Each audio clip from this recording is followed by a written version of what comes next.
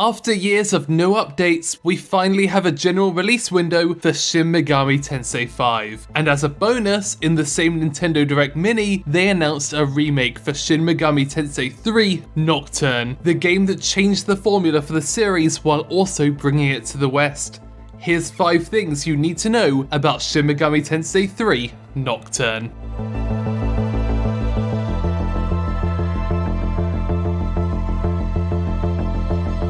During the early days of gaming, many of the big leaps in 3D games came from Western studios, and largely in the form of first-person shooters like Doom, Wolfenstein and Quake. But they never really hit it off in Japan, even after the advent of consoles. One of the reasons was due to what was being called 3D sickness, a form of motion sickness which evidence suggests is more likely to adversely affect Japanese gamers. Until Nocturne, the series had been first person in its own right, but with limited capabilities. But in turning the game fully 3D with Nocturne, they were worried about 3D sickness and opted to make the game third person instead. In this way, players would have something to focus on, making the 3D more bearable, while the game could also go all out with its main character design, which you can now see.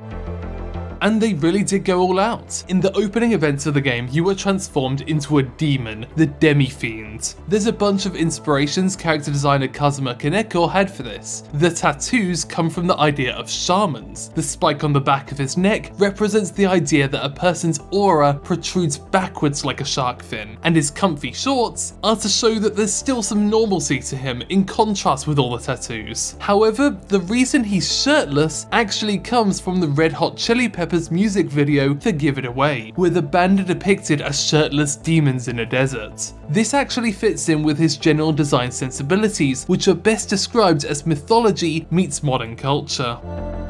But when it comes to the actual demons, there's an additional factor to his design sense. When they originally came up with the concept of Megami Tensei, there was a lot of philosophical questions they wanted to explore about existentialism, and to portray those messages, for them, mythology was the answer. This is the root of most of humanity's modern storytelling, and the way that those in the past found a form of logic in the chaos of reality. So therefore, demons drive the story, and there are few stories they drive more than the post-apocalyptic world of Nocturne. I mentioned before that this is one of the company's earliest attempts at a full 3D game, which meant that they needed to decide on a visual style. This was the PS2 era, so they could have gone for a more realistic style, but to maintain the appeal of Kazuma Kaneko's work, they went for a toon-shaded style. This wasn't an easy decision though, and much of the tech that we'd use today for toon shading wasn't a thing back then. In the end, it took them half a year to establish the visual style. The upcoming remake revamps the graphics while keeping that original feel. Most Megami Tensei games, Nocturne included, are set in Tokyo. When you think about it, this is kind of weird for RPGs. Everyone wants to create their own fantasy world, but for series creator Koji Okada, Tokyo is already a dungeon. For him, a Tokyo native, one of the most fascinating things about the city is the cycle of destruction and rebirth throughout history. Each part of Tokyo has a different atmosphere in the same way as different levels of an RPG would be. And that's exactly what he does in most of his games. Tokyo goes through a rebirth where it becomes a battleground between lore and chaos, and familiar areas like Shinjuku and Shibuya become the stage for philosophical fisticuffs. Thanks for watching OTAQUEST in Japan.